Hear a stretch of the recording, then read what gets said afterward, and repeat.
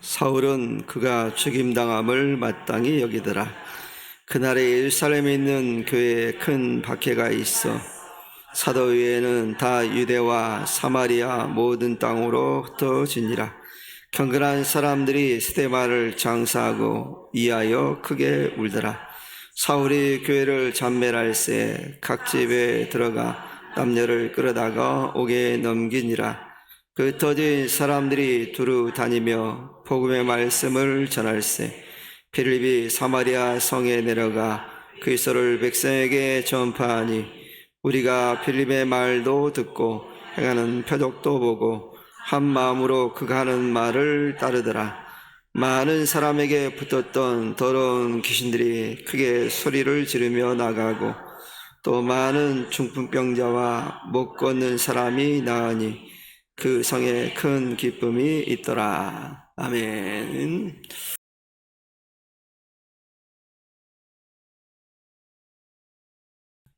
이미 여러분의 찬양을 통해서 은혜를 다 충만히 받은 줄 믿습니다. 또 오늘은 아주 잘하셨죠? 열심히 연습하시더니만 또 한 건을 터뜨렸습니다. 이미 우리가 이 찬양을 통해서 이미 충분히 은혜를 받았지만 또 말씀을 통해서 함께 우리가 귀한 은혜를 나눠보기를 원합니다. 우리가 사도행전에 보면 유명한 일곱 집사님 가운데 유명한 두 분이 등장합니다. 집사님 가운데 스데반 집사님이 등장하고 빌립이라고 하는 집사님이 사도행전 아주 유명한 집사님으로 등장을 합니다. 이 스데반 집사님은 어떻게 보면 최초의 평신도 순교자다 이렇게 말할 수 있습니다. 교회 안에서 이제 집사님이 복음을 전하다가 죽임을 당했으니 교회는 어떻게 했습니까? 아마 큰 위기가 찾아왔을 겁니다. 그것으로 끝나는 게 아니라 이제 스데반 집사님이 죽고 난 이후에 교회를 향한 유대인들의 핍박은 더 가혹하리만큼 더 심해졌거든요. 상식적으로 생각하면 스데반 집사님이 순교를 했기 때문에 복음이 막 불같이 확산돼야 될 텐데 오히려 예루살렘 교회가 많은 어려움을 겪고 있는 모습이 오늘 성경에 기록되어 있는 것을 보게 되어집니다.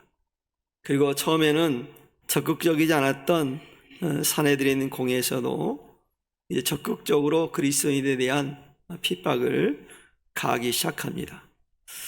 그래서 많은 예루살렘 교회 성도들 가운데 많은 이들이 잡혀갔고 옥에 갇히게 되었던 그런 기사가 오늘 본문에 기록되어 있습니다. 이런 핍박으로 인해서 더 이상 예루살렘 교회에서 신앙생활하는 것이 매우 어렵게 되었습니다. 너무 핍박이 심하니까 모이는 것 자체도 어려울 수 있다는 얘기입니다. 모이면 거의 찾아와서 잡아가기 때문에 쉽지 않은 거예요. 얼마 전에 우리 교회에 이제 공산국가의 신학생들이 방문하기로 계획이 되어 있어서 여러 가지 계획을 가지고 준비되었고 그 선교사님도 준비를 했는데 일순간에 모든 것이 무너졌습니다. 그 이유는 공안들이 한 팀은 출발했는데 두 번째 출발팀이 준비하고 있을 때 그 신학교에 들이닥쳐서 대표적인 그 대표자들을 잡아가는 바람에 출국 자체를 못했어요. 그래서 전면적으로 취소가 되었습니다.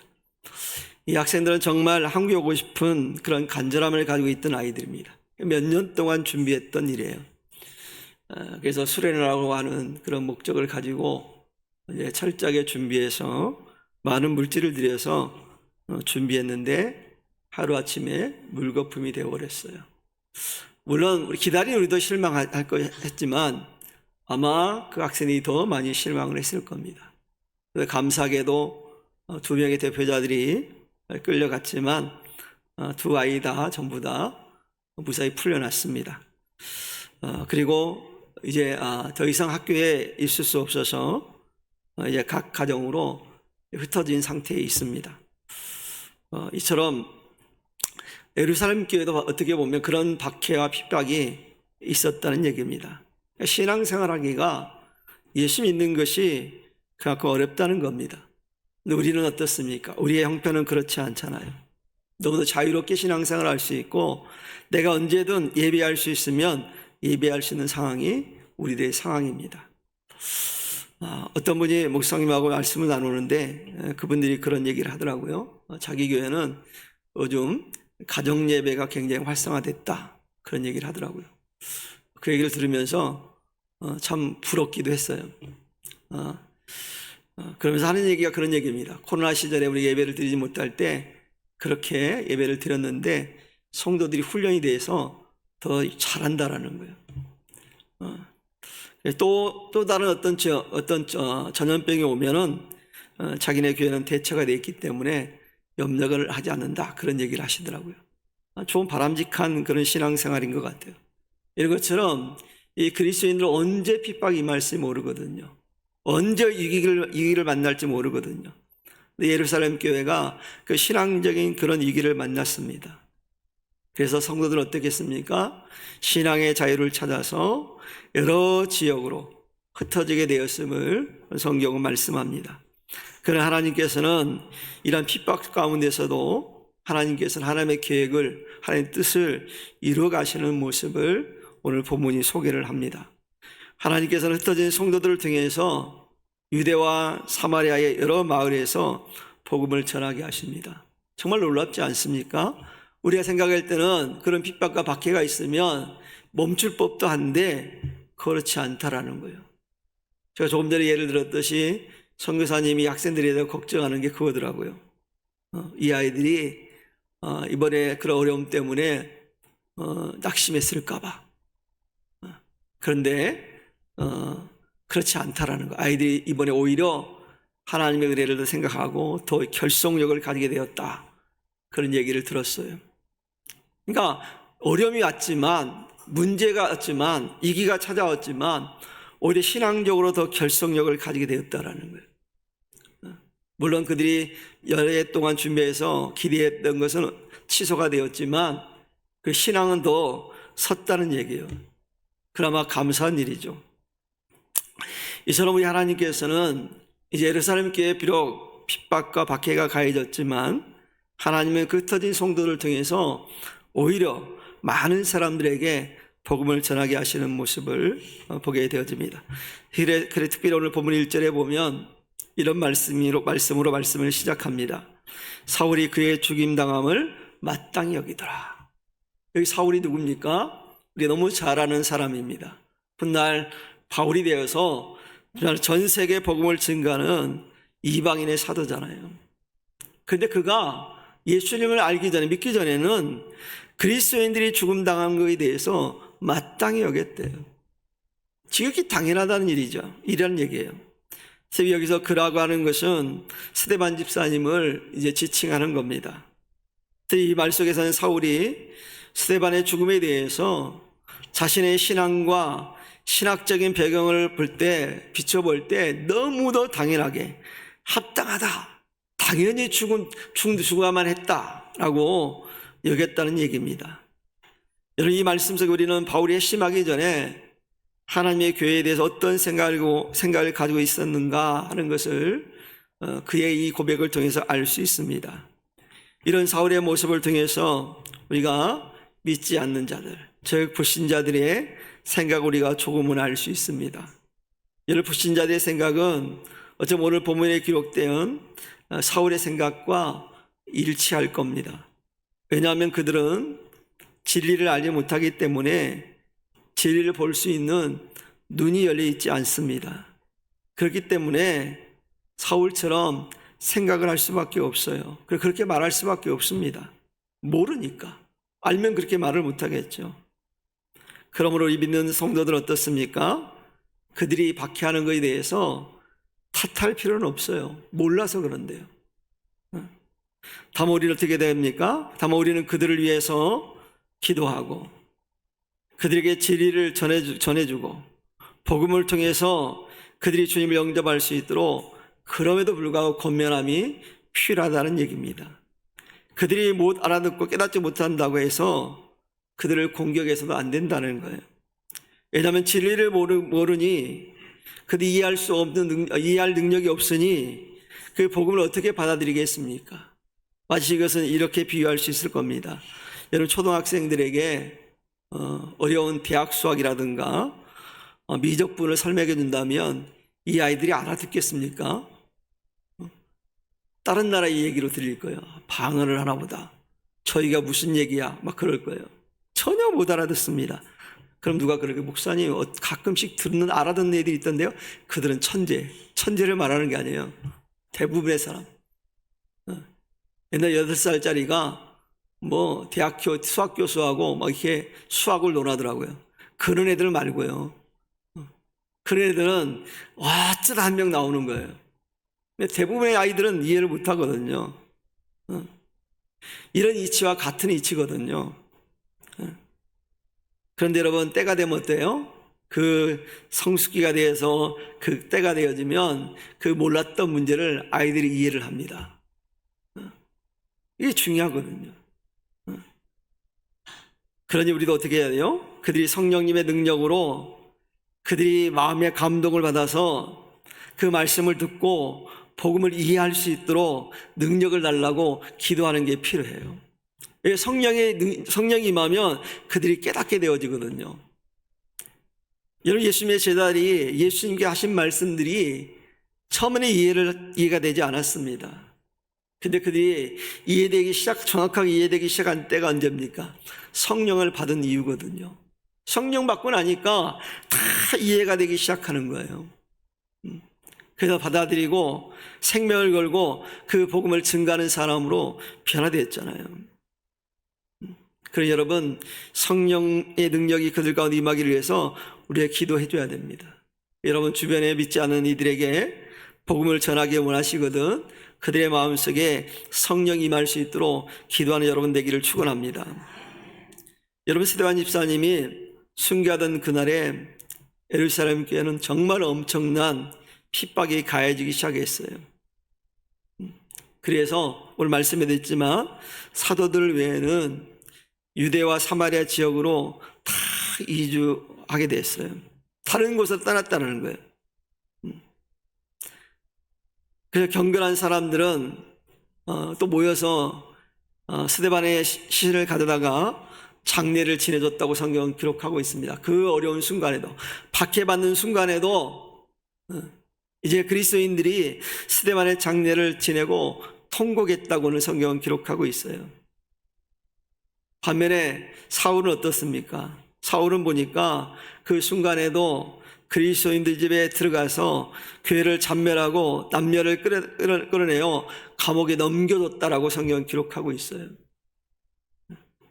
여러분, 여기서 잔멸하다는 것은요, 헬라어 니마이노마이라고 하는 단어를 사용했는데 이 의미가 뭐냐면 파괴하다, 해치다, 상하게 하다, 황폐하게 하다는 그런 의미를 지니고 있습니다.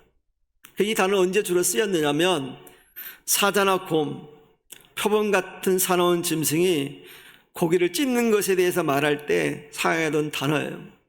그러니 여러분, 얼마나 사울이 잔혹하게 그리스도인들을 공격했는가 하는 것을 잘 보여주는 말씀이라고 볼 수 있어요. 이런 사실을 비춰볼 때 사울이 하나님의 교회에 대해서 얼마나 살기가 등등했는가 하는 것을 우리가 알 수 있잖아요. 그가 예수님 만나기 전에도 다메섹에 갈 때도 살기가 등등해서 갔다고 얘기하거든요. 그러니까 살기가 가득한 거예요. 여러분, 그러면 사울이 성격이 매우 포악하거나 사납거나 그렇다는 의미일까요? 악하다는 의미일까요? 나중에 모습을 보면 사울이 그런 사람은 아니었던 것 같아요. 근데 왜 그럴까요? 왜 이런 일이 벌어졌겠습니까? 그 이유는 잘못된 사상이 그를 사로잡고 있었기 때문에 그래요. 잘못된 신학 사상이 그를 사로잡았기 때문에 그런 행동을 하고 그런 일을 벌인 거예요.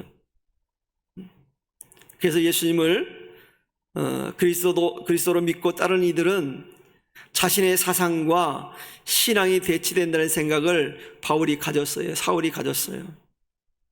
그래서 당연히 그리스도인들은 자기 생각에서는 이 땅에서 없어질 존재, 사라져야 될 존재라고 생각하고 박해를 한 거예요. 여러분, 이런 사울의 모습을 보면서 잘못된 사상이 얼마나 이제 무서운 것인가 하는 것을 우리가 잘 보여주고 있습니다. 오늘날에도 이런 모습을 보잖아요.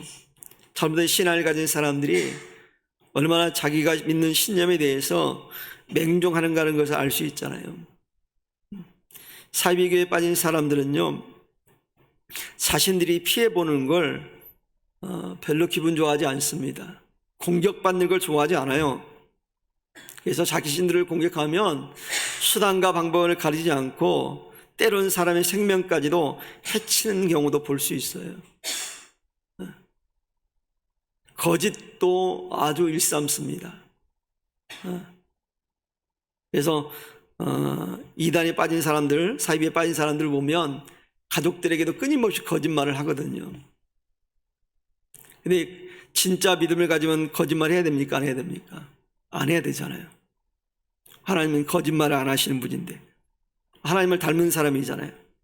그러니까 그리스도인들은 진실해야 되거든요. 진리를 깨닫는 사람, 바른 신앙을 가진 사람들은 거짓말을 해서는 안 되거든요. 제가 조금 전에 말씀드렸던 이 학생들이, 끌려간 학생들이 2명이었는데 선교사님이 걱정하면서 기도 부탁을 했는데 이런 부탁을 했어요. 그 아이들이 지혜롭게 대답하게 해달라고. 근데 거짓말 할 수는 없잖아요. 그리스도인이니까.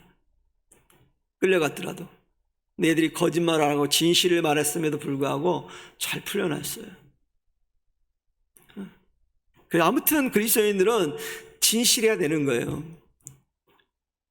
진실하면 하나님께서 진실을 말하고도 하나님께서 구원하신 은혜를 허락하시거든요.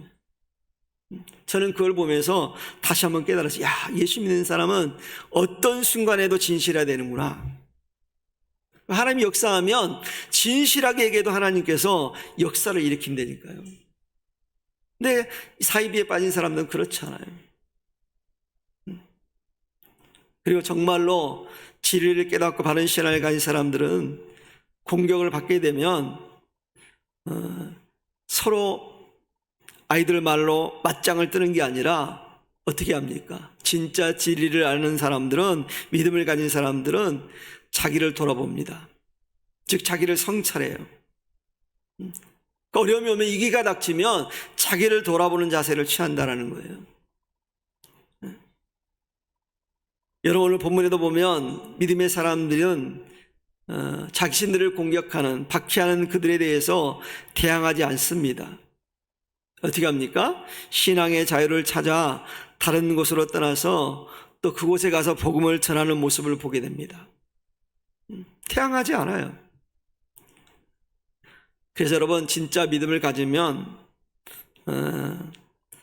다른 사람의 공격을 받을 때 대처 방법도 달라요. 그래서 우리가 이 사람이 진짜 믿음을 가졌느냐, 가짜인가 라고 하는 것을 알아보려면 다른 사람들의 공격을 받을 때 어떻게 대처하는가를 보면 알 수 있어요. 우리는 오직 어떻게 됩니까? 진리를 지키고 그 진리대로 살려고 하는 삶을 사는 것이 우선이거든요. 성경에 이런 인물들이 많이 등장하지만 다니엘서에 보면 다니엘이 그런 삶을 살잖아요. 조서가 내렸는데도 어때요? 하나님과 약속이기 때문에 진실하게 하루에 3번씩 기도합니다. 그럼 다니엘이 모릅니까? 자기를 위해서 파놓은 함정이라는 걸 모를까요? 조서를 보면 너무도 명확하게 보이는데요. 그래도 불구하고 다니엘은 진리대로 살려고 노력하잖아요. 하나님께서 그럴 때 그 가운데 역사하시잖아요. 그래서 이방인의 왕의 입술을 통해서 하나님이 얼마나 위대하시는 분인지 고백하게 만드시잖아요. 바로 그거거든요. 이처럼 사울의 엄청난 핍박 앞에서도 성도들은 그에게 대적하지 않고 흩어져 복음을 증거하는 일에 힘썼다는 사실입니다. 그 얘기는 자신들이 당하는 핍박을 그 문제까지도 그들은 하나님께 맡겼다는 얘기예요. 하나님이 이 길을 여시고 또 하나님께 해결해 줄 것을 그들은 믿었어요. 특별히 그래서 훗날 바울이 회심하고 난 다음에 자신이 얼마나 잘못된 사상에 사로잡혀 있는가 하는 것을 깨닫고 고백한 내용이 있습니다. 그 뭐라고 얘기합니까? 나는 내가 전에는 해방자요, 핍박자요, 포행자였으라 그랬어요. 난폭한 사람이란 얘기예요. 내 사상에 사로잡혀서 사람들을 죽이는 일을 했다라고 얘기하는 거예요. 근데 이유가 그 뒤에 나옵니다. 내가 믿지 아니할 때 알지 못하고 행했다는 거예요. 주님을 믿지 못했을 때 알지 못하고 했다라는 거예요. 진리가 무엇인지 모를 때 잘못된 삶을 살았다는 것을 스스로 고백하고 있어요. 이처럼 교회를 공격하고 핍박하는 자들은 자신들이 알고 있는 신념이나 지식이 전부라고 생각합니다. 그래서 진리를 거부할 뿐만 아니라 진리를 따른 자들을 공격하는 거예요. 그러나 여러분, 믿는 성도들은 이런 부분에 대해서 공격을 받을 때 그들은 진리에 대해서 제대로 알지 못하기 때문이라는 사실을 알고 그들을 위해서 오히려 우리는 어떻게 해요? 기도하고 축복해 줘야 돼요. 불쌍히 여겨야 돼요. 주님 말씀하셨잖아요. 너를 저주하는 자를 위해 축복하라고, 그들을 위해 기도해 주라고. 우리를 박해하는 자들을 위해서 기도하라고 성경 우리에게 교훈하잖아요. 왜요? 우리 진리를 아는 자들이기 때문에.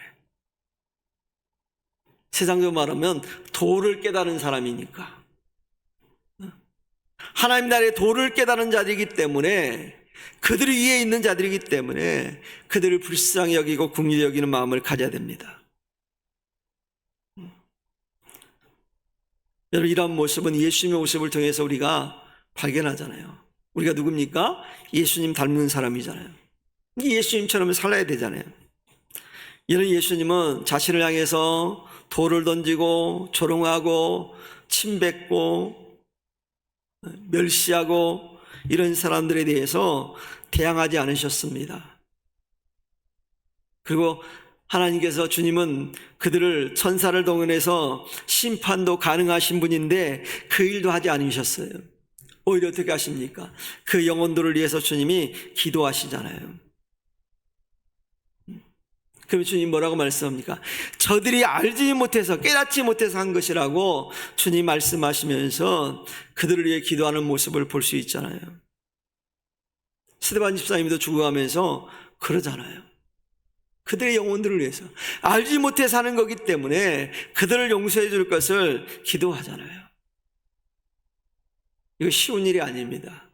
내가 공격을 받는데 축복한다? 쉽지 않아요. 여러분 당장 나가서 한번 해보세요. 누군가 여러분 욕하면 막 울그락불그락 달라질걸요. 제가 끝나면 여러분 악수하면서 한 분 한 분 다 여러분들을 제가 욕을 한다고 생각해 보세요. 우리 목사님 미쳤나 봐, 드디어 헷가닥했어, 이럴 거예요. 그럴 거 아니에요. 저를 위해 기도하는 게 아니라. 근데 성주님은 그렇게 기도하셨다니까요.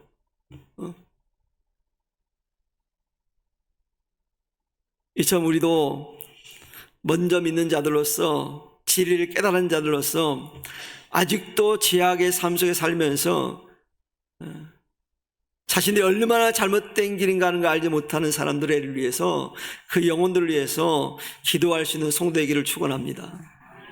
몰라서 그러니까 그런 거예요. 그러니까 품어줘야 돼요. 여러분, 교회 안에서 신앙생활 하다 보면 여러분들이 욕먹을 때가 있어요. 욕먹을. 열심히 주의 일 하다 보면 욕먹을 때가 있습니다. 그러면 여러분 그렇게 마음을 잡수시기 바랍니다. 내가 요즘 열심히 주를 헌신하니까 내가 욕먹는구나, 저 사람들에 더 많이 기도해야지, 이런 마음 갖기를 축원합니다. 같이 싸우지 말고, 기분 나빠, 저 집사님이 나를 욕했단 말이야? 그러지 마시고.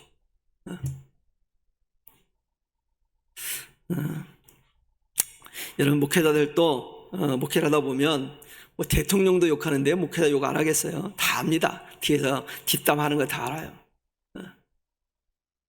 그래도 기도하잖아요. 그 영혼을 위해서. 안 듣는데 안 들을 때는 욕해도 괜찮아요. 듣는 데서만 하면 돼요. 몰라요. 앞에서 미소 지으면요, 저 사람이 날 욕한 사람인가 아니냐 몰라요. 그럴 거 아니에요.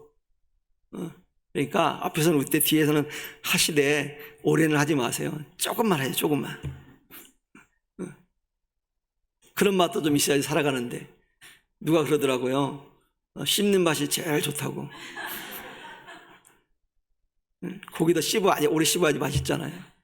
근데 뒷담은 오래 하지 마시고 조금만 하세요. 서로. 여러분, 많은 사람들이 예수님을 믿지 못하는 것은요, 왜 믿지 못할까요? 이유가 있습니다. 그 예수님의 죽음이 나를 위한 것이라는 걸 몰라요. 그래서 못 믿는 거예요.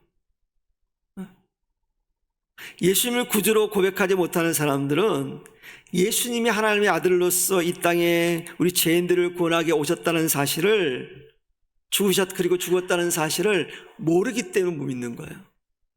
그럼 어떻게 해야 돼요? 모르는 사람에게는 뭐 어떻게 해야 됩니까? 알려줘야죠. 언제까지요? 알 때까지.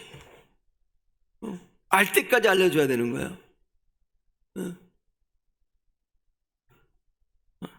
훌륭한 선생님은요, 그 학생이 알 때까지 알려주는 선생님이 훌륭한 선생님이에요. 저희 아들 초등학교를 시골 학교를 나왔기 때문에 좋은 점이 하나 있었어요. 학생들이 많지 않으니까 선생님들이 1대1 교육이 돼요. 근데 이 선생님, 우리 둘째 초등학교 선생님이, 이름이 박종려 선생님인데, 제가 별걸 다 기억하죠? 이 선생님이 굉장히 교육자적인 마인드가 있는 분이에요. 처녀 때 그 학교를 와서 나중에 결혼을 했는데, 그 선생님 특징이 뭐냐면, 아이들이 알 때까지 가르쳐주는 특징이 있었어요. 알 때까지. 그래서 애들이 알아들을 때까지 가르쳐주는 거예요. 눈높이에 맞춰서. 그러니까 애들이 짜증도 날 만한데 모르면 끊임없이 가르쳐주는 거예요. 언제까지요? 알아들을 때까지, 알 때까지. 이 복음이라는 게 그래요. 모르는 사람들에게 알아들을 때까지 알려주는 게 복음이에요. 그래서 여러분, 사울의 핍박으로 인해서 흩어진 사람들이 나가서 뭐 했을까요? 사람이 몰라서 그러는 거니까 나가서 복음을 전하기 시작했어요. 여러분, 초대교회 성도들은 핍박을 당해서 이리저리 흩어졌는데, 그 흩어진 성도들은 나가서 뭐 했냐면, 자신이 속한 곳에서, 있는 곳에서 복음을 정말 열심히 전했어요. 여러분, 이런 모습을 통해서 우리가 깨닫는 게 뭐냐면, 그리스도인들은요, 어느 곳에 있든지, 어디를 가든지, 어떤 환경 가운데 있든지, 우리의 목표는 뭐다? 복음 전하는 것이다. 예수님을 알려주는 게 우리가 할 일이에요. 다른 거 없습니다. 우리에게 있어서 가장 중요한 일은 예수님을 알려주는 거예요. 다른 얘기하면 아무 소용이 없어요. 아무리 철학적인 얘기를 하고 아무리 세상적 훌륭한 얘기를 한다 할지라도 그 안에 예수님이 빠져버리면 의미가 없는 거예요. 예수님이 중요해요. 제가 우리 학생들을 보면서 그걸 느낍니다. 이 아이들이 교회에 처음 나왔는데 딴 얘기 안 합니다. 맨 예수님 얘기만 해요. 그러니까 애들이 조금씩 이게 받아들이더라고요. 조금씩. 한 번에 확 받아들이면 얼마나 좋겠어요. 나도 좋죠. 편하고. 근데 가랑비 어쩌듯이 조금씩만 젖어요. 그래서 이번에 애들이 수련회 간다고 그래서 내가 놀라움을 금할 수가 없어요. 바라기는 우리 아이들이 좀 흠뻑 젖으면 좋겠지만 발목이라도 좀 젖고 오도록 여러분 기도를 해주세요. 발목이라도 젖으면 느끼잖아요. 시원함을 느끼잖아요. 여러분, 족욕이 얼마나 중요한지 알죠? 족욕만 해도 건강이 유익하잖아요. 여러분, 우리 아이들이 그라도 깨닫고 돌아올 수 있도록 여러분 틈날 때마다 기도하기를 축원합니다. 내 새끼다 생각하고 기도해 주세요. 그래서 우리는 어디 있든지 어떤 상황 가운데 있든지 우리 할 일은 복음을 전하는 일이에요. 내가 하고 싶을 때만, 내 환경이 허락될 때만 하는 것이 아니라 어떤 환경 가운데 있다 할지라도 복음을 전하는 것을 쉬어서는 안 되는 거예요. 특히 부모가 중요해요, 자녀들에게. 그 부모는 매일같이 자녀들에게 복음을 전하는 가장 좋은 방법은, 그래서 가정 예배를 드리는 것만큼 좋은 방법이 없어요. 억지로라도 모이잖아요. 억지로라도 듣잖아요. 아이들이 앉아있으면 억지로라도 듣습니다. 그 자리에 앉게 만드는 게 중요한 거거든요. 저 우리 주일학교 아이들을 보면서 놀라움을 금할 수가 없습니다. 여러분보다 훨씬 지금 예배 태도가 좋을걸요, 주일학교 아이들이. 예전에는 안 그랬는데, 예전엔 중구난방이었어요, 우리 아이들. 근데 예전 들려오는 얘기를 들어보니까 주일학교 아이들이 너무 변화가 됐대요. 예배 드리는 태도가 엄청 좋아졌대요. 가장 어린 아이도 예배 태도가 너무 좋아졌대요. 오히려 가르친대, 이제. 아예 그 정도 수준이 됐어요. 그러니까 이 중요한 거예요. 그래서 어떤 환경에 처해든지 복음을 전하는 걸 쉬어서는 안 됩니다. 우리가 잘 아는 대로 사도 바울이요, 감옥에 갇힐 때가 많았습니다. 근데 쉬었습니까? 아니에요. 감옥에 갇혀서도 복음을 전했어요. 사실 어렵잖아요. 감옥에서 어떻게 복음을 전합니까? 근데 하나님께서 역사하셔서 전할 수밖에 없게 만든, 간수장도 구원하게 만들고 간수들도 예수 믿게 만드는 역사가 일어났어요. 엄청난 역사잖아요. 오늘날 우리들도 내가 어떤 상황에 놓여 있는가 하는 것이 중요한 것이 아니에요. 내가 그런 상황을 복음을 전하는 기회로 삼고 있는가 하는 거, 이것이 중요한 거예요. 그걸 위해 기도해야 돼요. 여러분, 예루살렘 교회 성도들에게 있어서는 열심히 신앙생활 하다가 핍박을 받아 정든 고향 땅을 떠나는 거잖아요. 알지 못하는 곳으로 가는 거잖아요. 정말 아픈 상처이잖아요. 그렇기 때문에 인간적으로 보면 복음을 전한다는 건 쉽지 않았을 겁니다. 고향을 떠나서. 그러니까 그들은 복음의 기쁨이 자신의 삶의 터전을 잃는 것보다 더 행복하고 기쁜 일이라는 사실을 알았기 때문에 기꺼이였대요. 자신의 삶의 터전을 버리고 다른 곳으로 가서 복음을 전할 수 있었어요. 오히려 그들은 이렇게 고백합니다. 항상 우리를 그리스도 안에 이기게 하시고 우리를 말미암아 각처에서 그리스도를 아는 냄새를 나타내게 하시는 하나님께 감사하노라. 그리스도를 아는 냄새를 사람들에게 나타낼 수 있게 하심을 감사한대요. 내가 그리스도에 대한 걸 사람들에게 알릴 수 있는 거, 복음을 전할 수 있게 하신 거 감사하다고 고백하잖아요. 내 삶의 터전이 어떻게 되는 게 중요한 것이 아니라 내가 복음의 일꾼을 쓰임받는 거 감사하다는 얘기예요. 특별히 제가 처음에 제가 말씀드렸듯이 이 흩어진 사람들 가운데 유명인이 한 사람이 있습니다. 누구요? 빌립 집사님. 이분이 사마리아 성에 내려가서 백성들에게 예수님을 전해줍니다. 그래서 복음을 전했을 때 그 지역 사람들이요, 빌립의 말을 듣고 그 행하는 표적을 보고 그를 다 주목해요. 그걸 고백하는 거예요. 이것은요, 우상 숭배의 거짓 종교에 짓눌렸던 영혼들이 복음에 대해 큰 반응을 보여줬다는 걸 말해주고 있는 거거든요. 복음이 들렸을 때 사람들이 반응하는 거예요, 반응. 여러분, 이런 모습을 보면서 복음이 어떤 특정한 사람들만 위한 것이 아니라 민족과 지역을 뛰어넘어서 천하 만민에게 복음이 주어지는 우주적인 복음이라는 사실을 우리는 다시 한번 깨닫게 됩니다. 요한복음 4장에 보면 예수님께서 이미 사마리아 지역에서 복음을 전해준 사실이 있습니다. 아마도 그래서 이 빌립이 복음을 전했을 때 마음을 여는 데 있어서 많은 영향을 주었을 거예요. 왜요? 이미 그들은 예수님을 한번 경험했잖아요. 이 예수님을 경험하는 게 굉장히 중요합니다. 그래서 어릴 때 예수님 경험하는 게 굉장히 중요해요. 많은 그리스도인들이요, 통계를 내보면 20세 이전에 교회를 한 번이나 가본 사람들이 예수 믿을 확률이 많대요. 그러니까 어린아이들에게 복음을 전하는 게 굉장히 중요해요. 그러니까 여러분, 어떤 분에게 막 열심히 1년 내내 전했는데 반응이 없으면 포기하라는 게 아니라 차라리 그 시간을 어린아이들을 위해서 어린아이들에게 전도를 해보세요. 훨씬 그게 나아요. 진짜예요. 어린이 사역, 중고등학교 사역이 그래서 중요해요. 청년들만 돼도요, 머리카락가 쉽지 않아요. 여기 청년들이 앉아있지만 자기 고집들이 얼마나 센데요. 잘 안 들어요. 부모 얘기도 안 듣는데.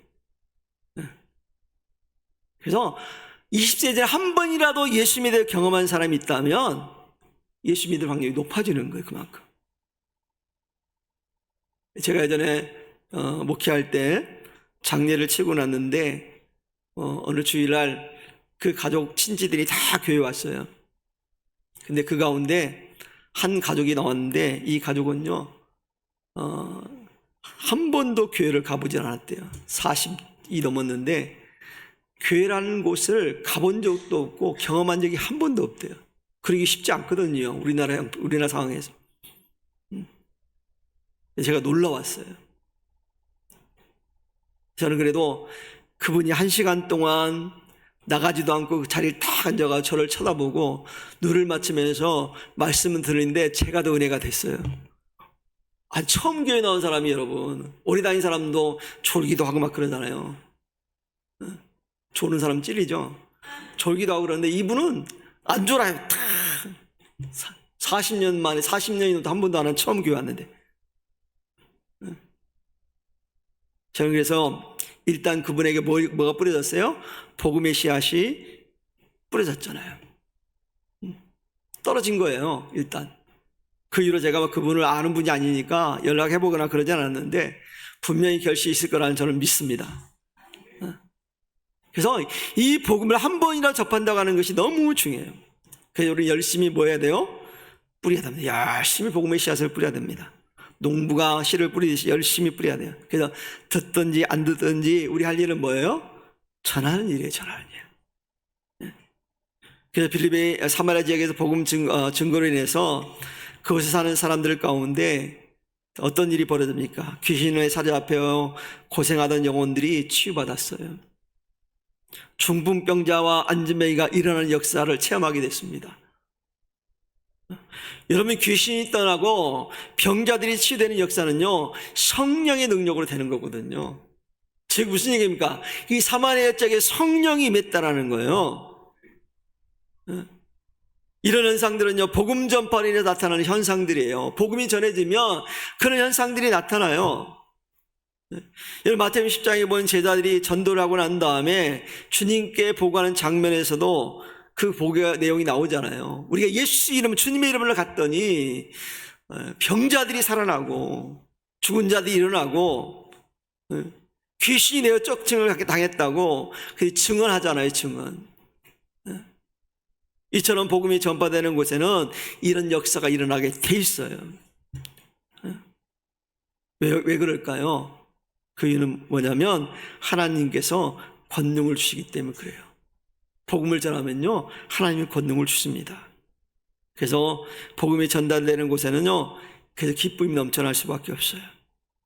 그래서 오늘 본문 8절에 이렇게 기록하고 있습니다. 사마리아 성에 그 성에 기쁨이 있더라. 무엇 때문에요? 복음 때문에. 그 가정에 복음이 들어가면 그 가정에 정말 기쁨이 있습니다.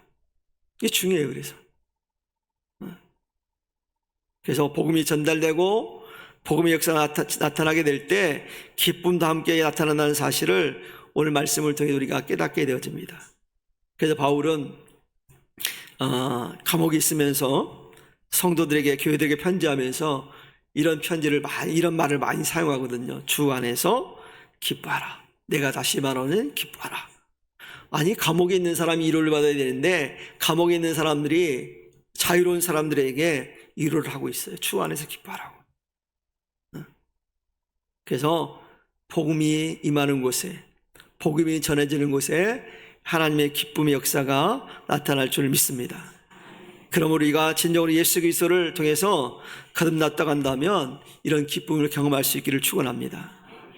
우리가 진정으로 예수 그리스도로 말미암아 중생을 체험했다고 한다면 어떤 세상적인 조건 때문에 기뻐하고 좋아하고 행복해하는 것이 아니라 세상적인 조건이 조금 모자란다 할지라도 복음을 인해서 기뻐하고 좋아하고 행복해할 수 있는 그런 성도 되기를 축원합니다. 그런데 내가 만약 세상적인 조건이 힘들다고 좌절하고 낙심하고 기쁨을 누리지 못한다고 한다면 아직도 내가 여전히 성령의 지배 아래 있지 않는 거예요. 그러니 우리는 이제 예수 그리스도로 말미암아 우리의 심령에 성령의 바람이 불어와야 돼요. 그럼 우리가 변화되거든요.